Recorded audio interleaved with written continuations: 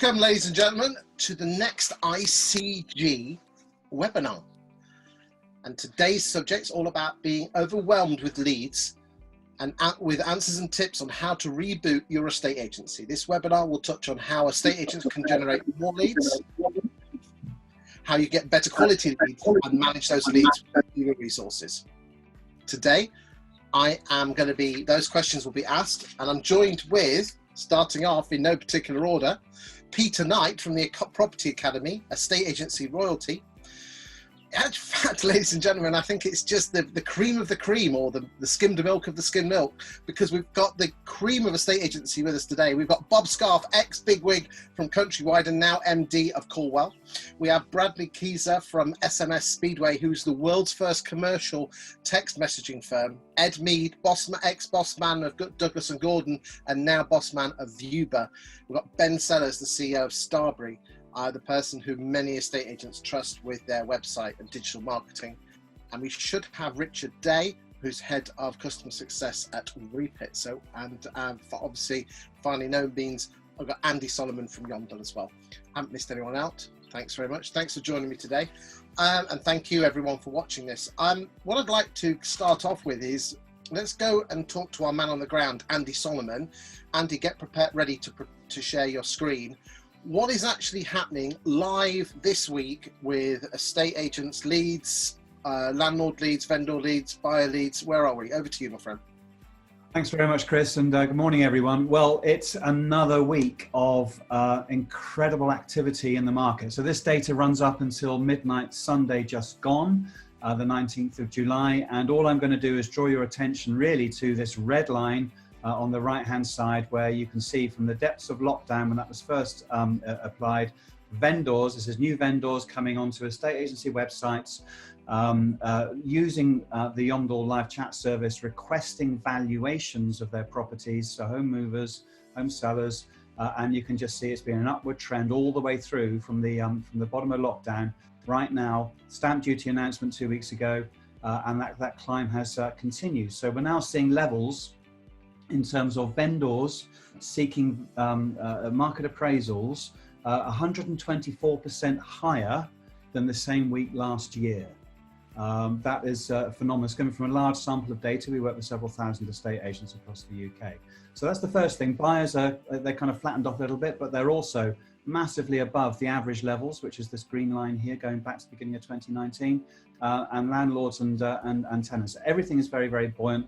There's a lot of people out there jostling for attention, which on one level generates, of course, huge opportunities.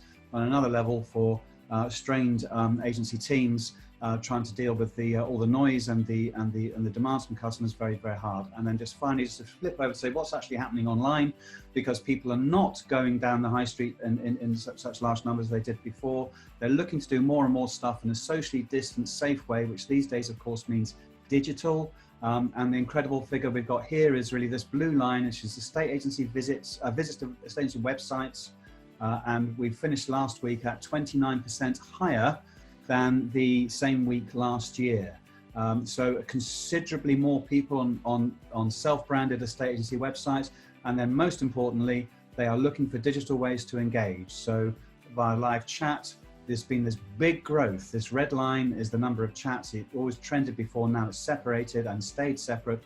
So essentially we're seeing around about a 75% increase in the numbers of people, the proportion of people seeking to engage by an arm's length method, such as live chat, where they can get an instant response.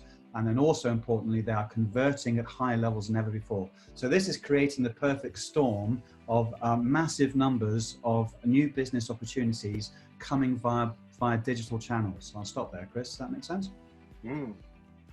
Okay, so the bits I take out of that, Andy, is that there's less reliance on high street because people aren't wanting to walk on the high street. And the second thing is that there seems to be a lot more people going to estate agents' websites as opposed to Rightmove and the other portals. Why do you think that is? Well, I think, to be fair, they're going to both. I think they're going to the portals, because the portals are also reporting record visit levels as well. But importantly, if they're looking to sell their house now, they have to find an agent. They have to find an agent in an area, and so they are seeking out those agency websites. And really, the agents should have been working hard to enhance their digital presence right now, because this is the place where they're going to find their customers first off. And of course, if you've got them coming in your virtual front door, you want to keep them there and give them a virtual cup of tea. So you have to find a way to deal with them. But as to why it is, well, people have had time on their hands, but they're also technically savvy, and the consumer is in control. They are requesting things now that the agents sometimes don't offer, which means a catch-up game being played, certainly around things such as video and virtual. Now, a lot of agents obviously have been adopting new technologies to help people have virtual viewings or even virtual valuations, but the consumer is specifically requesting these things now as well. Okay, I'd like to go to Richard now. Richard, you're head of customer success at Repit. By the way, what 0800 number do we need to send you pound to wear that shirt, by the way? Great shirt. A lovely shirt, Chris. It's a lovely shirt, leave it alone.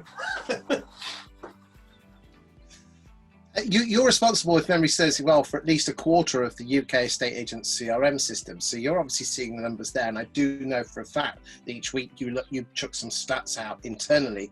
What are you seeing in the last few weeks? I mean, echoing Andy's comments there, I mean, the valuations that have come in, there was a 20% uplift in those last week as well, which lines up with what Andy's saying there.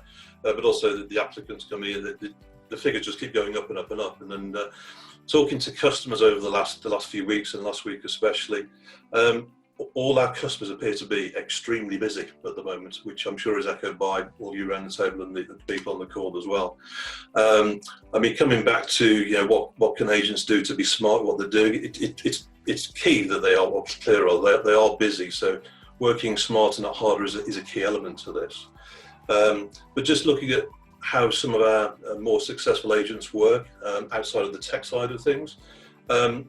Data quality is key. Everything they're doing at the moment is around getting the right information into the system and making sure they are qualifying the people that are coming in, so it's a hot buyer, etc. So there's a real focus around that and a discipline around it as well. So at the moment where there's so much coming in, I think the agents still need to be responsive and going back to people. But for me, that's not about chasing every lead down. It's about making sure they're finding the right ones. So coming back to... It's the quantity versus quality thing. I think what I'd like to do is bring Peter Knight in at this point, because Peter, you are the mentor and guide to some of the best estate agents in the UK with the Property Academy. You kindly shared with us a slide that you shared with some of your guys on sorting out the quantity versus quality issue. So maybe if you could share that and go through that with us for a few minutes, just to show the people watching how we can sort out the wheat from the chaff. And then we'll move on to other things as well. Yeah, great. Well, first of all, thank you for having me today. And what I'd like to share is actually a slide that we shared with our members back in March when we were getting them ready for the V-shaped recovery, which our behavioural economist Roger Martin-Fagg called several weeks ago. And certainly as far as the property sector is concerned, has been bang on the money, despite the doomsayers and various people with interests to try and talk the market down and prices down and so on. Roger called it several months ago to say, actually, we're going to see a V-shape. And definitely that's occurred as far as the estate agency is concerned, judging by all the metrics which Andy has just shared and various others too. So what we think is that, this is from a presentation that we gave our members back in March. And the whole idea was we felt that this is now an opportunity to regain control. You know, back in the days when some of us with the grey hair on this talk were estate agents initially, we had the control of the market. We controlled the stock. Estate agents, knew what was happening. They knew the prices and so on. For all sorts of reasons that are well documented, we've lost that control. The industry no longer has it. And my belief is that this is a great opportunity to get control back and to actually be relevant into the marketplace. But we've got to do something different in order to achieve that. So as far as buyers are concerned, we suggested that basically what our members do, and I'm suggesting that other agents may wish to follow suit here because it's been proven to work, is to actually allow people to select for themselves whether they're hot or not. So rather than having the agent trying to work out whether somebody is, let them self-allocate. So the idea is, why should somebody register with an estate agent if their entire inventory is going to be available on Rightmove? So the thought was, first of all, well, what if you were to notify them 48 hours before it goes on to Rightmove? So what if you actually were going to get a head start, as it were, in terms of the properties? Is that worthwhile? And what if also you were given the opportunity for a priority viewing as well, on the basis that, particularly right now, there is an increased demand for viewings and indeed an inability to show mass viewings as would have been the case perhaps before. So basically, we suggested that buyers allocate for themselves when they first register. Do you want to go onto our general list, or would you like to go on our priority list? And if you go on our general list, yes, you'll get notification a day before, 24 hours before it goes on Rightmove, and you will get the opportunity to attend the second virtual viewing that we'll hold. However, if you'd like to be a priority buyer, then you'll get a notification 48 hours in advance, so that's 72 hours ahead of Rightmove, and you'll get the invitation to attend the first virtual viewing. Now, to qualify as one of our priority buyers, we need you to be financially prepared, which means that you have a mortgage agreed in principle, and we can help you with that. That you're also legally prepared, and again, we can help you with that. And also that you'll give us feedback. You commit to giving feedback on every property that you view, so that we can make sure that we are matching you more effectively with suitable properties going forward. And that's basically the script that was put forward. And what the feedback I've had from members is that actually it's been a fantastic way for them to be able to sort buyers or applicants, as some prefer to call them, and also to enable them to create an opportunity as far as actually the commercials are concerned. So it's a win-win all round. So that's basically the idea, and it's very much this sort of, as I say, taking control. We've got similar modules for sellers and tenants and landlords and so on, but that was the buyer module. And I think it's a really great opportunity to change the agenda around and to go away from this self-select sort of basis, which I think the industry has fallen into, for the agent to actually become more relevant again and actually be there to participate.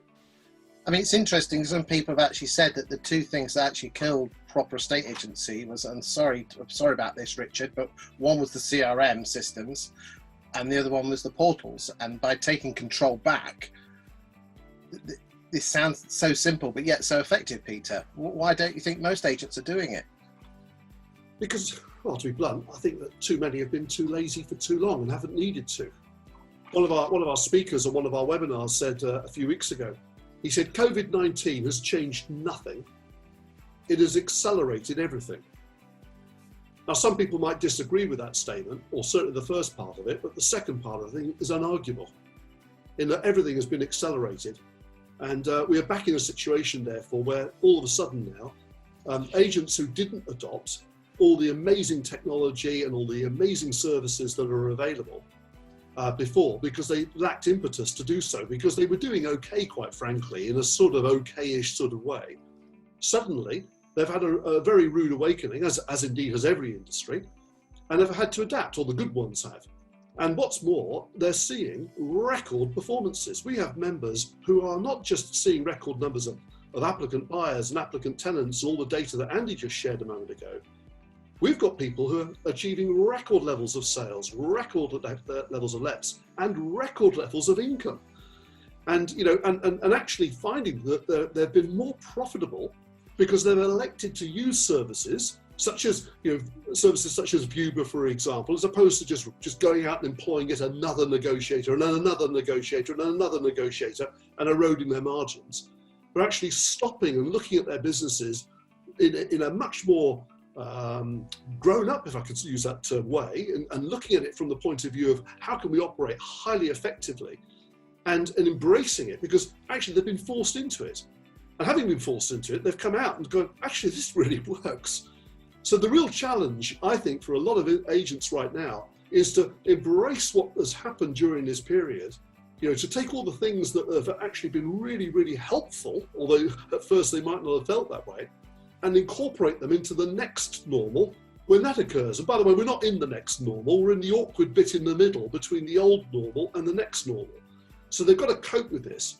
But I'm really excited about the opportunity and seeing firsthand how people are embracing technologies.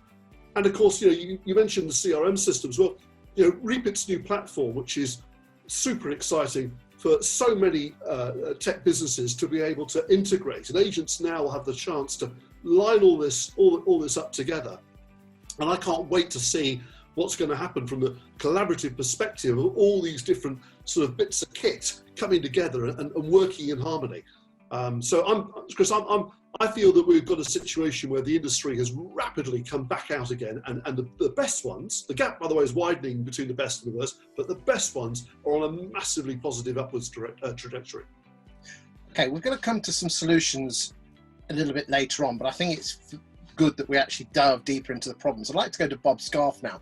Bob, we had a chat a few months ago before COVID, and you shared with me some absolutely shocking statistics where you actually mystery shopped some people actually wanting free valuation leads through Rightmove. I hope you've got them off the top of your head. Shocking numbers. The agents were basically given leads. You might remember me saying to you in that interview, Chris, you said this is shocking, and I said, is it really?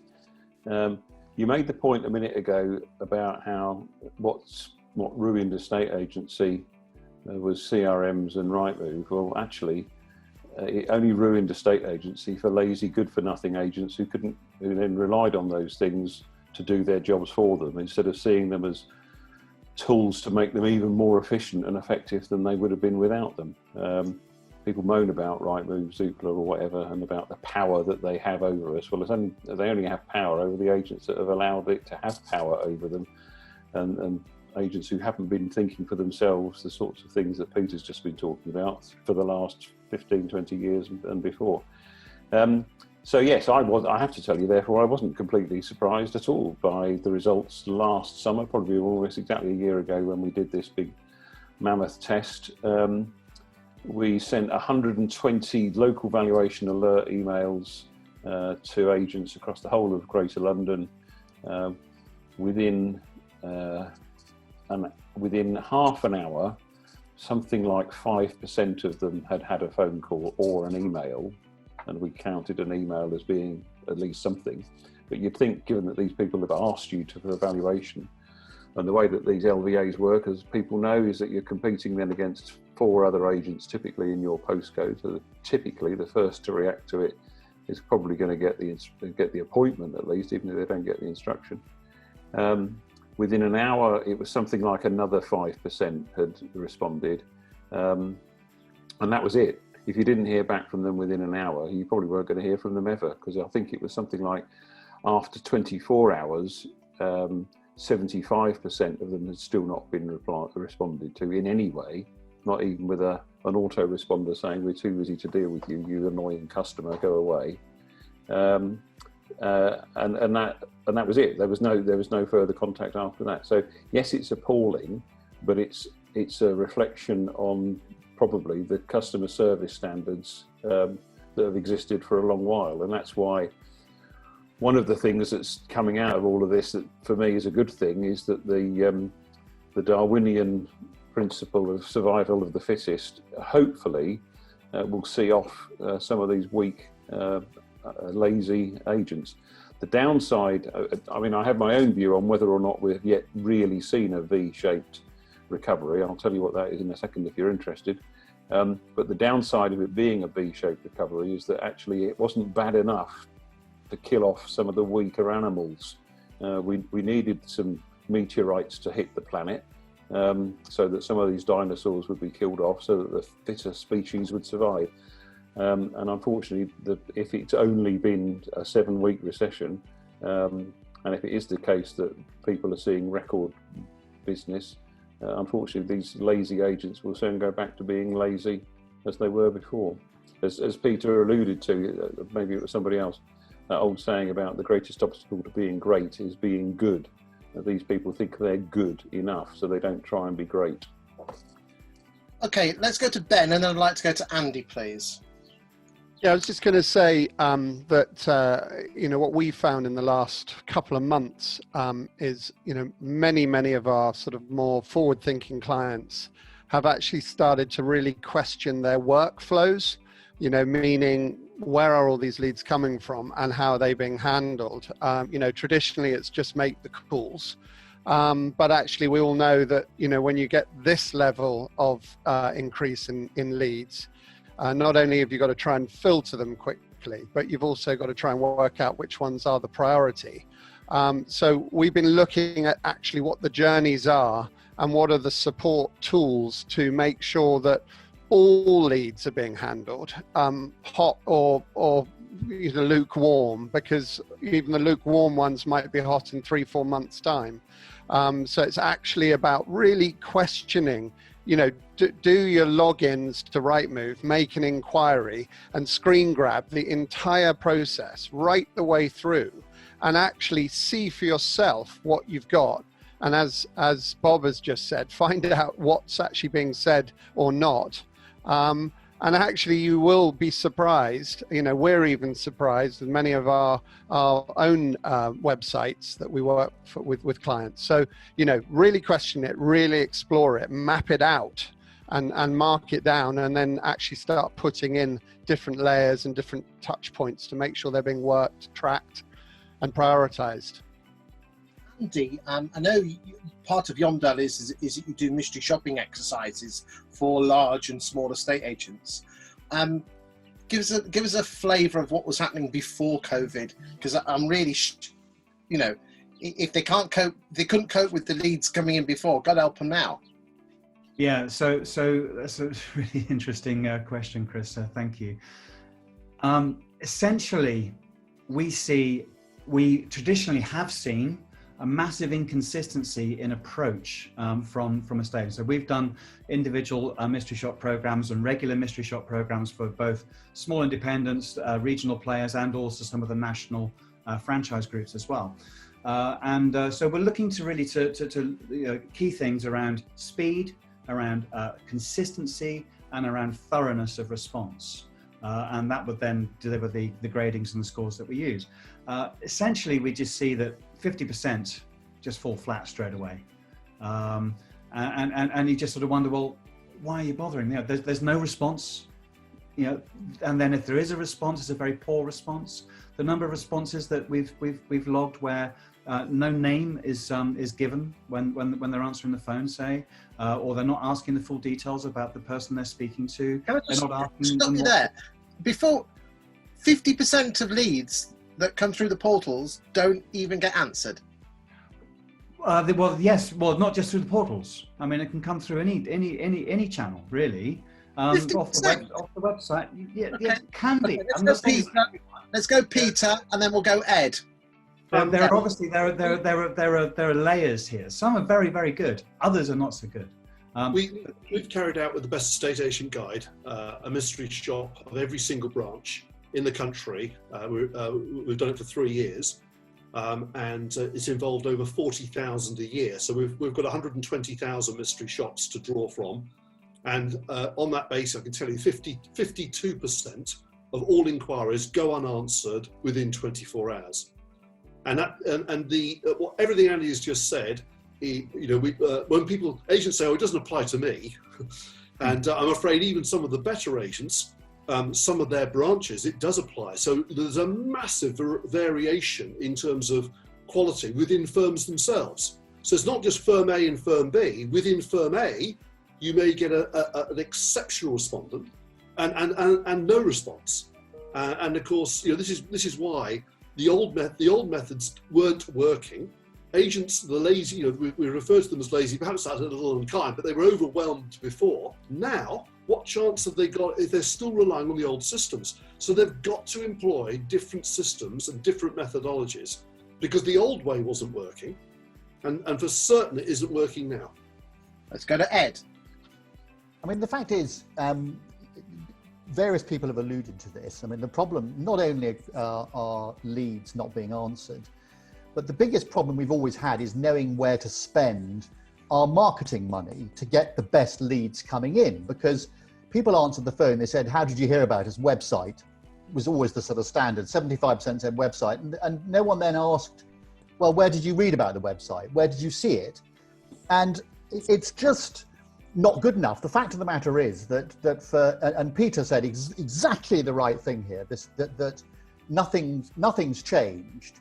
People are still continuing to adhere to the same business model they've always had. And I wrote a piece on Pi recently, just talking about how the issue is that people expect negotiators to be everything. They expect them to be very good at doing leads, going out and doing showing, at selling, at cold calling the database, whatever it is. And it's just not the right way of doing business. You can't expect to have one person covering all these disciplines. If you want to be modern about life and you've got these fantastic incoming leads, you've got to have them screened by someone who understands how to screen a lead. You've got to have people knowing, you know, if you're going to be cold calling people on the database or calling old leads, get someone who's good at doing that. Don't get it. I've met very, very few negotiators who like sitting there calling people on their database. And the fact is, there are lots of bits of technology now, some of them members of the ICG, who can do that for you. Peter was kind enough to mention Vue, but why on earth would you why would you employ more negotiators who are supposed to be doing all sorts of jobs just to go and do viewings? The whole thing needs to be looked at. The whole fixed cost base that estate agents have needs to be apportioned differently. And the word outsourcing needs to stop being a dirty word. People need to work out where they can and can't plug things into their existing model. And I think it's absolutely fascinating. Things like open houses. And I mean, I know at the moment we're not supposed to be doing open houses, but actually open houses, if you can socially distance queue outside Sainsbury's, why on earth can't you socially distance queue outside a property at the moment if all the doors are open? Asad Riaz, who's been on one of these with us the other day, used a Viewer to do an appointment, had 25 people during a day, over the whole day, and got 4 offers, and it was agreed that evening. One of his people didn't need to turn up to do it. Why do people adhere to these old fixed cost models of doing things? They need to be completely changing the way they look at things. There's so much advantage out there. It's interesting. I interviewed I've been told he's South Africa's #1 real estate coach, and he finds it dumbfound that we split up the role of the valuer and the negotiator, and everywhere else the valuer and negotiator does almost the same thing, but then the boring stuff you have people behind you. Whilst in the UK we tend to split those two main roles up. Isn't it interesting? We send our best sweet talking person on the sofa to get the business, but the person who negotiates, Floss, who's 23 years old, hasn't negotiated anything. Peter, why do you think that is? And then we'll come to Bradley afterwards. If you'd allow me to, Chris, I just want to share this from the same presentation, if I may, because what Ed's just said there. So this is what I'm seeing for the next normal. First of all, we've got to understand that customer expectations have changed. I'm calling it CX 4.0, and that's a whole different topic. But in simple terms, we've had 4 major changes over 200 years in terms of customer expectations, and we're in a new one now.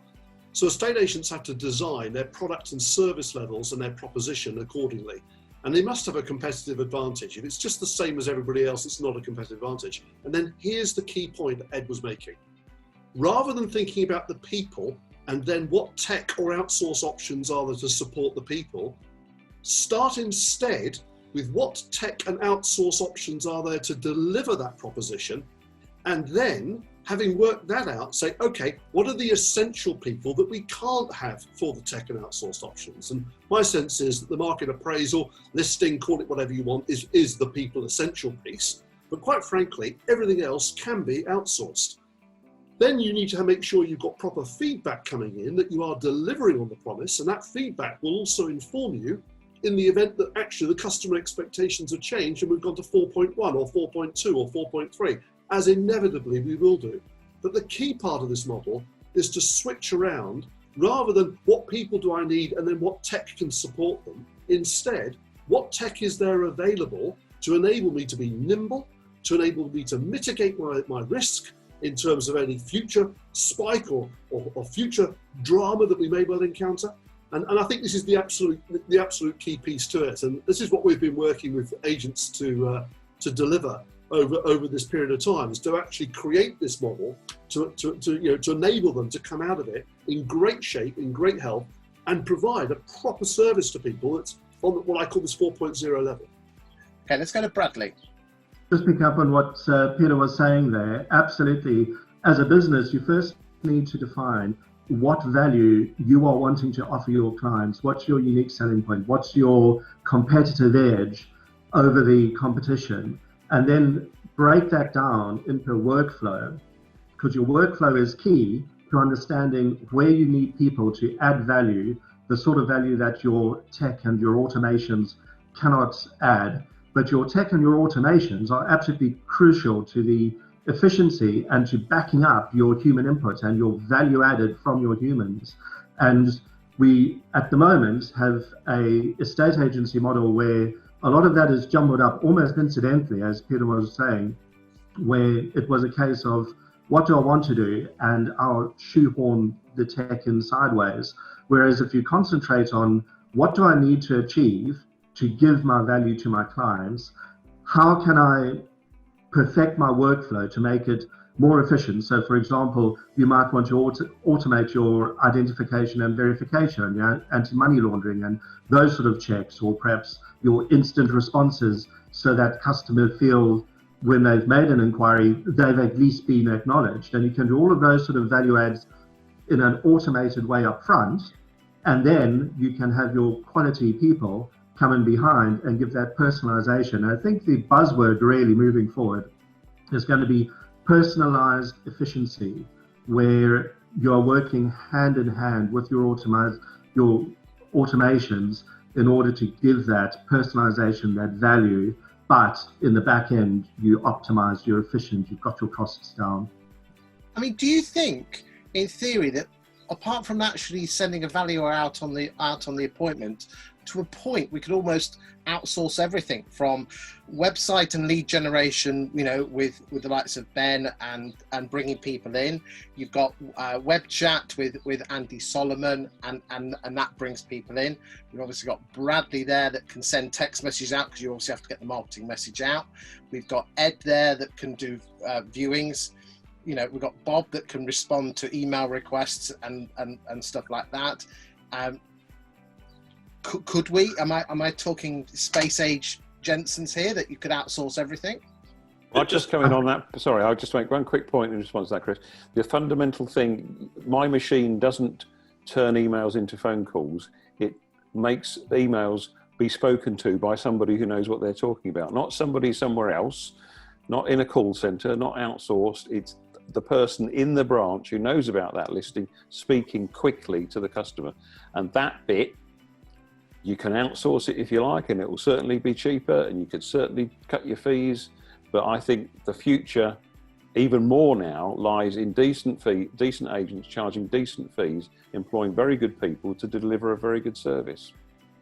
Where do you think, Richard, you guys in the CRM, if you don't mind me saying, repits with the new, it's called Foundations, isn't it? If memory serves you right.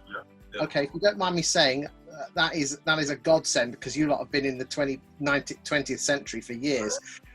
All of you, all your CRM systems. What responsibility do you think CRMs need to bring to the party to help estate agents?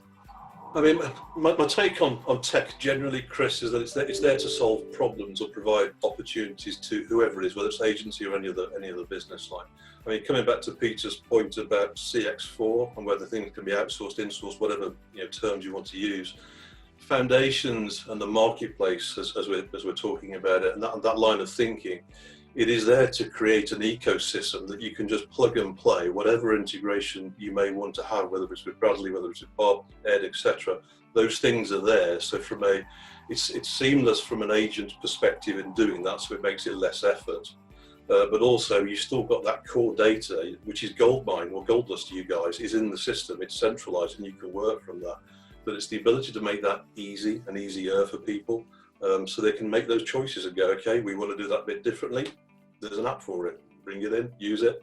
It all works together. That will be the huge benefit from it, in my opinion.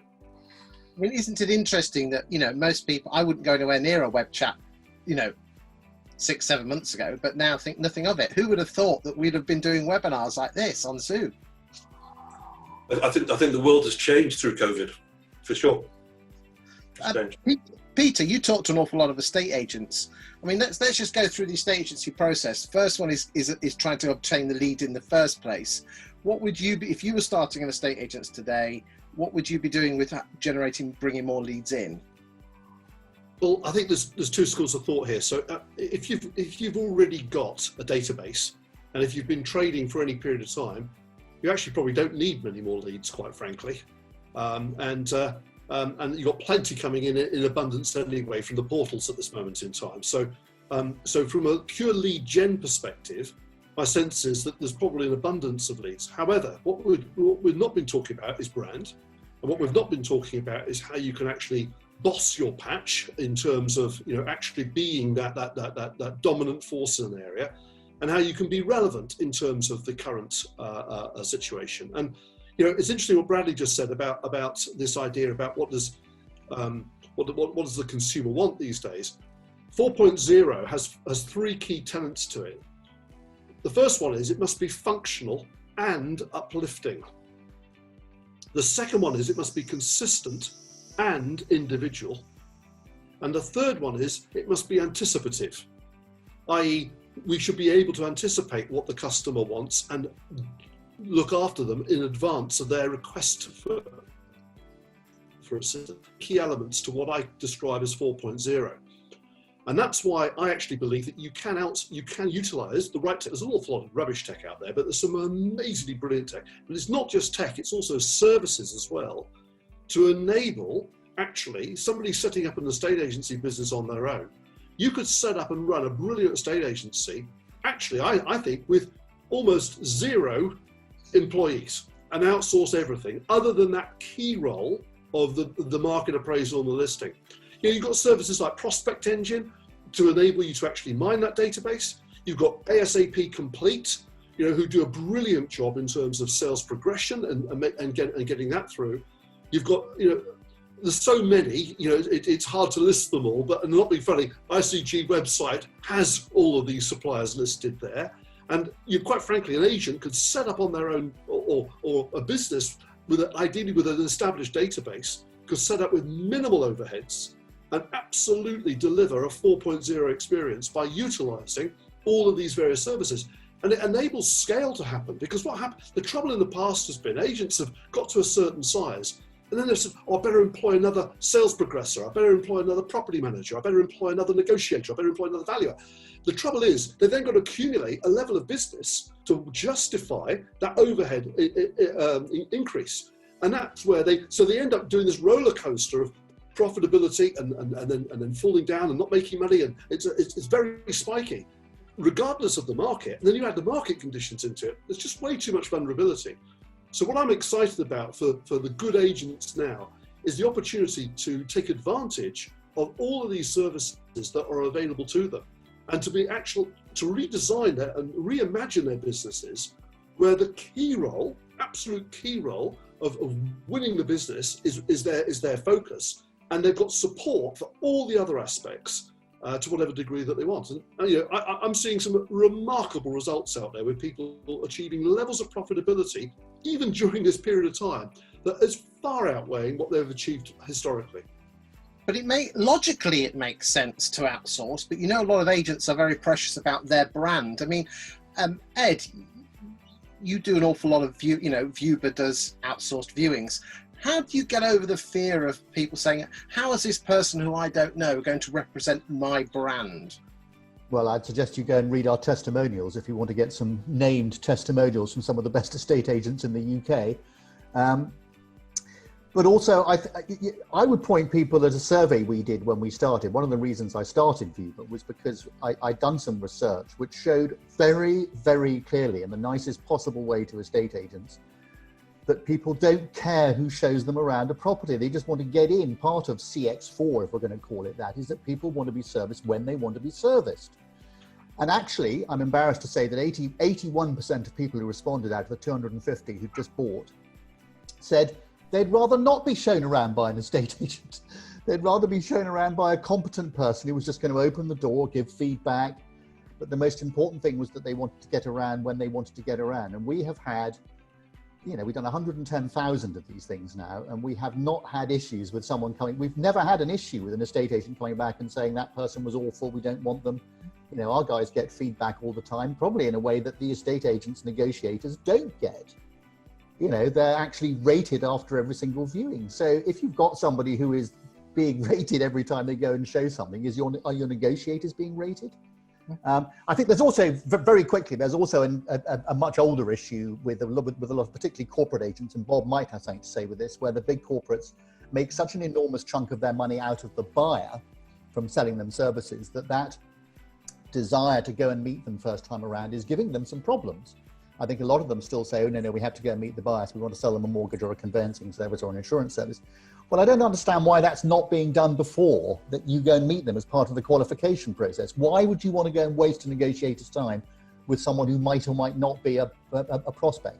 But it has to be reflected in the business models for a lot of agents, because look at Countrywide's 2019 figures, 43% of their, or some, I think it was 43p, for every pound they earned out of a estate agency service, I think it was 43, 41p came from referral services. Yeah, 50p in my day. Yeah, quickly to Bob. Go for it, Bob. I get the point you're getting at, Ed, but I'm not sure I encouraged accompanied viewing that much because of financial services. I encouraged accompanied viewing for the vendor. That was part of the service that they were paying a premium fee for. But also the fact, and it probably betrays how long ago I started in this business when I'm going to say this, that the chances of somebody seeing a house in the paper, as it used to be, or online now, and ringing up and viewing that one house, and that is the one that they end up buying, very, very rare. You have to say no to a few before you can feel comfortable about saying yes to something. So viewing houses was, for me, part of the qualification process. Now, maybe those days have gone and have never come back, and it is just seen now as a function that has to be fulfilled. And if you are going to be like that, then actually your service, Ed, is probably better than a half interested negotiator. So I think it's more about tradition than it is about financial services. But I do think that a lot of agents just say no to some of these things without really giving it any thought. And I think that's the point you're making. If somebody could persuade you why in their particular case, with their particular brand and their particular clients, it makes sense for their people to do all of the viewings, then you'd probably accept that. But when they just say no for the sake of saying no, that's not really the point. Andy? Yeah, thanks, Chris. I just wanted to come back to what Peter was saying, and also what Ed started saying as well around business efficiency. And at the end of the day, what we're dealing with now is an empowered consumer. We're dealing in micro moments. The consumer is, they're interested now, they're interested in what they can achieve at that particular moment. And as a business, if you're not able to fit and to meet those requirements, which may or may not be well defined or stated, then the chances are that person is going to disappear and wander away. Especially when they're online, it's very easy just to click your finger and go off somewhere else.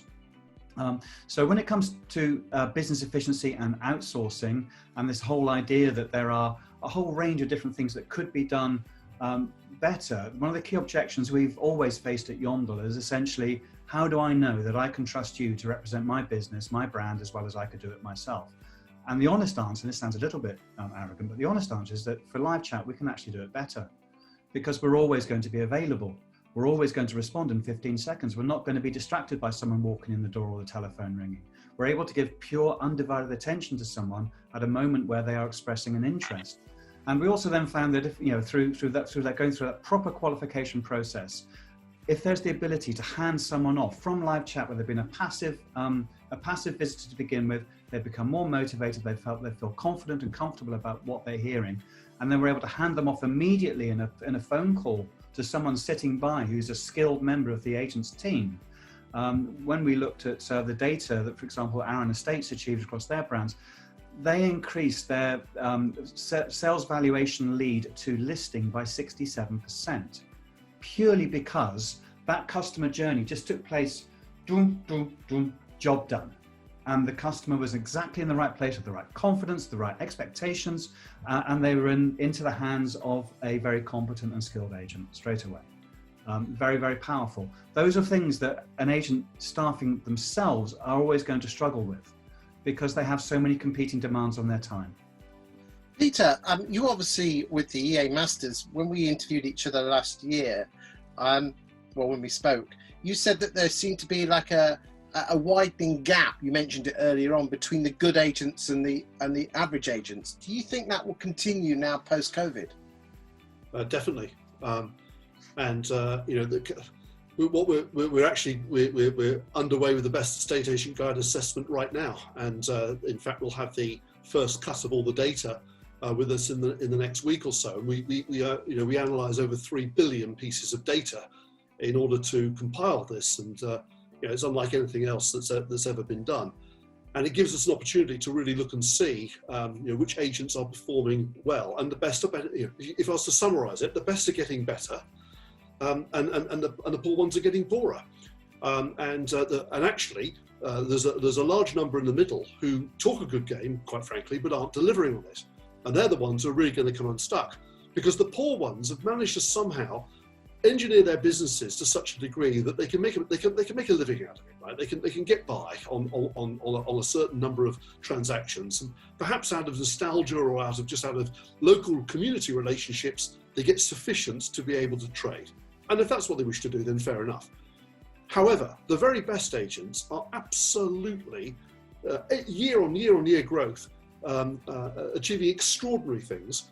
And they're doing so by providing an ever better level of service. This is the key thing. It's not just talking the game, it's actually delivering on the results, where they're achieving sales and lets in record time. Where for example, Spencer Lawrence at Paramount, he, on average now, Spencer tenants in Paramount properties are there for 46 months. That's the average. He's got 1,500 in his portfolio, and on average, they're there for 46 months. And that's an unheard of stat.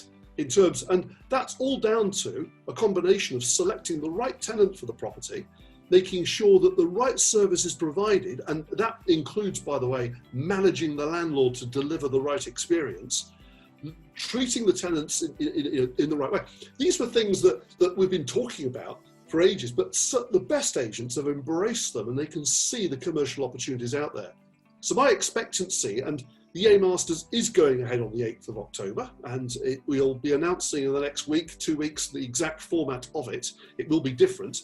It's going to be 4 times bigger than anything we've ever done before, which I can share with you. But we will be announcing on the 8th of October the winners of the Best Estate Agent Guide Awards and highlighting the difference. And in summary, the gap has widened and is still continuing to widen. Okay, so let's come back to the original question. The original question was, how can we generate more leads, better quality leads, and then manage those leads using fewer resources? There's an awful lot of estate agents out there looking at the figures that Andy showed, that the number of leads coming in has just gone through the roof. An awful lot of estate agents are still furloughing some staff back.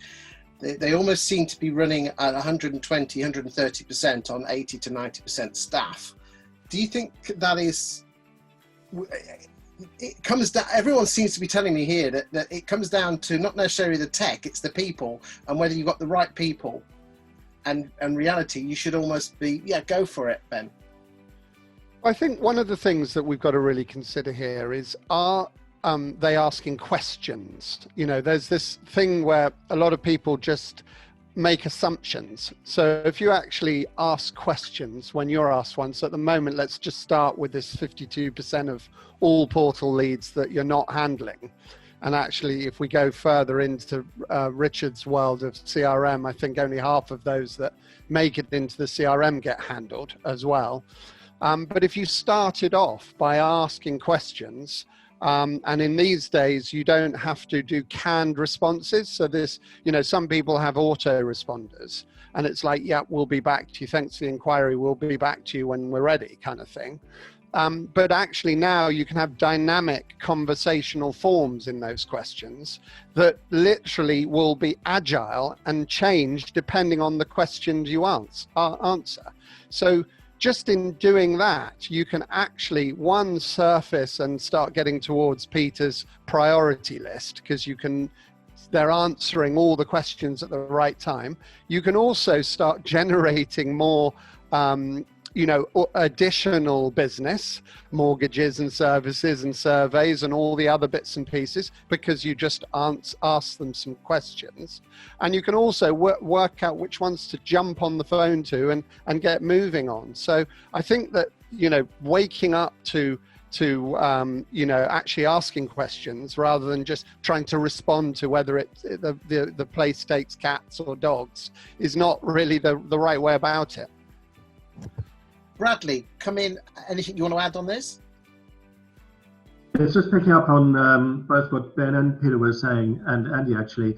I think we entered the era of data and the value of data, and I think it doesn't actually feature enough in people's planning on how to get the data that Ben was talking about. For example, simple surveys are a great way, but that analysis to see the trends that Peter was looking at, that allows, for example, an agent to track someone's lifestyle. If you've put someone in a property, you know, at some stage, if they're a younger person, they're going to get married, they're going to have children, they're going to want to move on, you know, and get that sort of ongoing longer term business. And you can drive that through knowing who your clients are, what the trends are, and it all centers around your ability to get the data, process the data, you know, have consolidated resources of it, and to use it. And once you've actually taken that data and turned it into the information gold, data going into information is something that your agents can act on and then use that to drive their business forward in that more agile way, in that more personalized way that gives that higher value and builds your brand and your reputation and the referrals and, you know, the references from other people.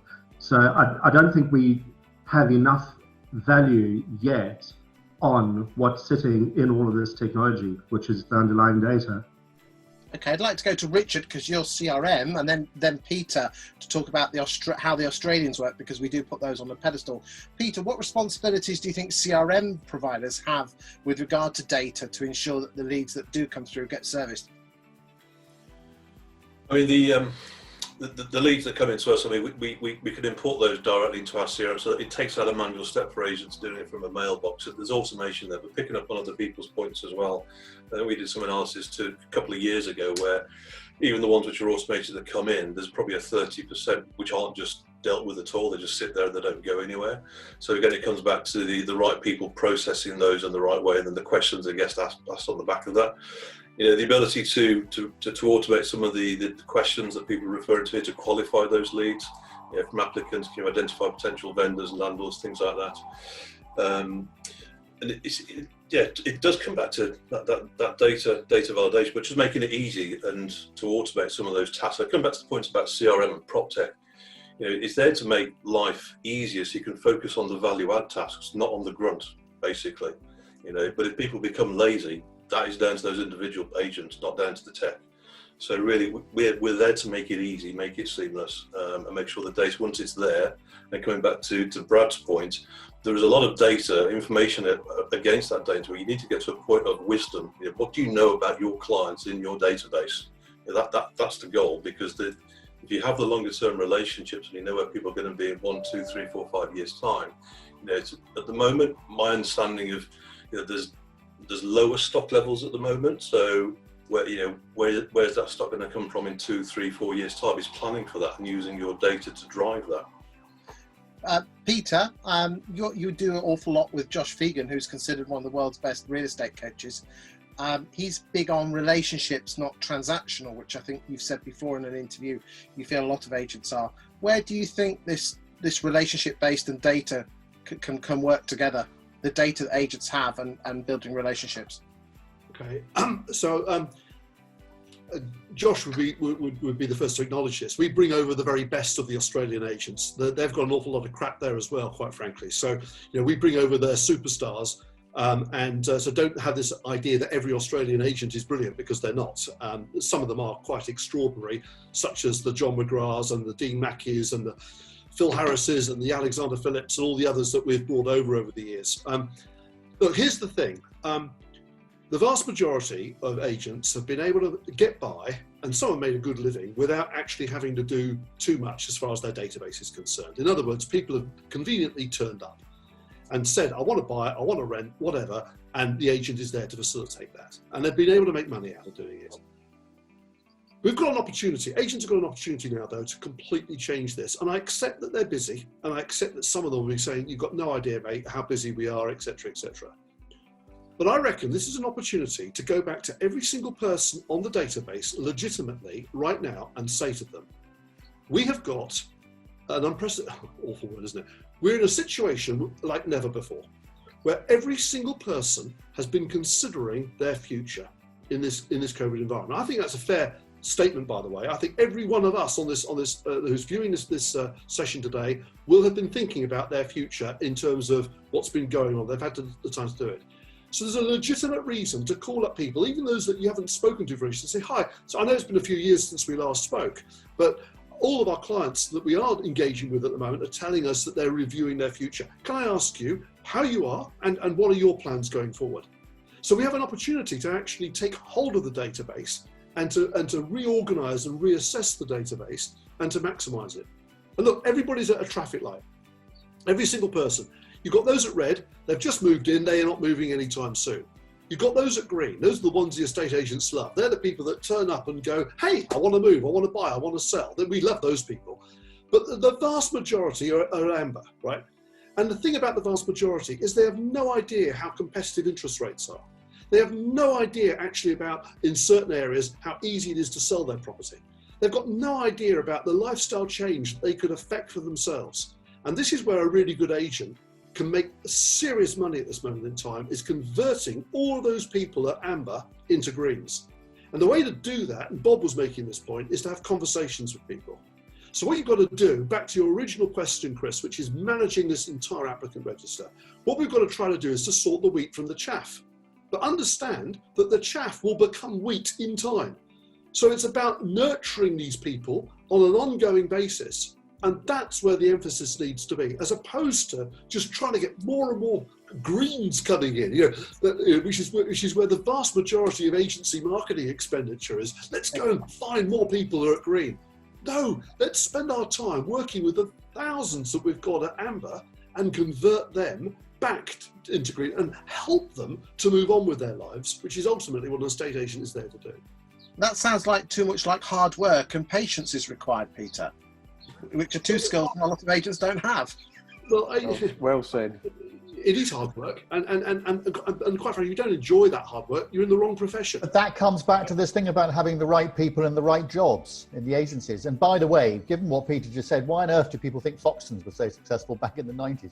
They were the first people ever to start using their database for marketing. That's why they were so successful. If only there was an outsourced client services department that people could go to. He said. Next. That right. We are nearly on the hour, so I'm going to go round the table and I'm going to ask everyone for their top tip on either generating more leads or looking after the leads they have. I'm going to start off with Ben. Go. Well, I'm going to say to all the estate agent bosses, make sure your teams have got cameras and headsets, because they should be on pre-viewings, pre-valuations, do 4 to 5 times the amount of qualifying and get their faces in front, create the relationships straight away and get on. There you go. Andy Solomon. Put yourselves in the shoes of the customer. If you were them, what would you want to do? What level of service would you expect? Treat them like gold. Bradley. I would say look at your workflow and see where you are adding value and where you can increase your efficiency, and use the tech and the automation for that efficiency and to add value. Bob Scarf. Well, I mentioned earlier on that I have my own view about whether or not this is a V-shaped recovery. I don't think we're out of it yet. Some figures I've seen for the number of instructions up until the end of June this year, whilst June was colossally greater than May, more than twice as many houses came to the market in June as came in May, as at the end of June, there were still fewer houses that had come to the market in 2020 than had come to the market in the same point in 2019. So all we're actually doing at the minute with all this record this and this record that is backfilling everything that didn't happen during March, April and May. And I don't say that for any other reason than for people to keep their feet on the ground. You may be very busy right now, but you're not going to be as busy as this for that much longer. So take on board the points that are being made today about working smarter and working harder, and not just expecting Rightmove to do your job for you. Richard Day from Repit. I would be obsessive about data quality, to the point that what goes in your system is that you can work on that as you move forward and nurture those relationships, as people have been referring to. Thinking about what can you ask today that will be a value that you could pick up in 6 months, a year, 2 years time. So data quality, definitely. Ed Mead. Well, I make two very quick points. One, throw all your previous prejudices or your existing prejudices in the bin and be prepared to start again. And number two, always when you're looking at these things, please look at value and not cost. Two very different things.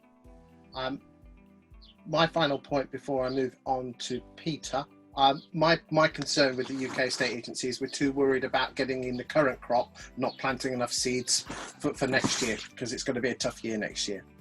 Peter. I think the one key thing is to make sure that you've got a competitive advantage, and agents need to redefine and really ask themselves, what is my competitive advantage? Something that I as a business have got that others don't have, that customers actually value, and that's the key thing from a estate agency the customer experience 4.0 point of view, is to make sure you've got a competitive advantage.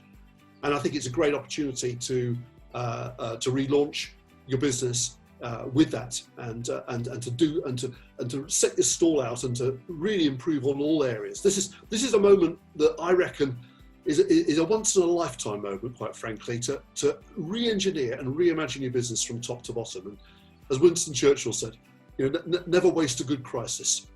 This is an opportunity to really transform a business and to put it into a 4.0 environment.